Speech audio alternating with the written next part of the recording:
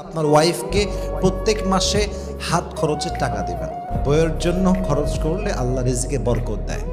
বইয়ের জন্য খরচ করলে আল্লাহ আপনার রিজিকে আরো বেশি সচ্ছলতা দান করে। বইয়ের জন্য খরচ করলে আল্লাহ আপনার জীবনটাকে একদম বরকত দ্বারা ভরপুর করে দিবে। সুবহানাল্লাহ পড়ার সময় একজন ওয়াইফ আপনার কাছে অনেক কিছু চাইবে না, ও চাইতে পারবে না। সমাজ, বাস্তবতা, সোসাইটি, কালচার, সিচুয়েশন অনেক কিছু বুঝে সে আপনার কাছে অনেক কিছু চাইবে না। আপনি আপনার সাধ্য অনুযায়ী আপনার ওয়াইফকে প্রত্যেক মাসে হাত খরচের টাকা দিবেন। কম হোক, বেশি হোক, মিডিয়াম হোক, as much as you can provide. যা আছে তা দিবেন। 1000 দিবেন, 2000 দিবেন, বড় লোক আপনি 10,000 দিবেন। হাত খরচের টাকা দিবেন, তার দরকার আছে এটা। অনেক সময় আপনার দেওয়া হাত খরচের টাকা ওয়াইফ জমায় রাখবে এবং সেই টাকা দিয়ে আপনার ওয়াইফ আপনার বিপদে সাহায্য করবে।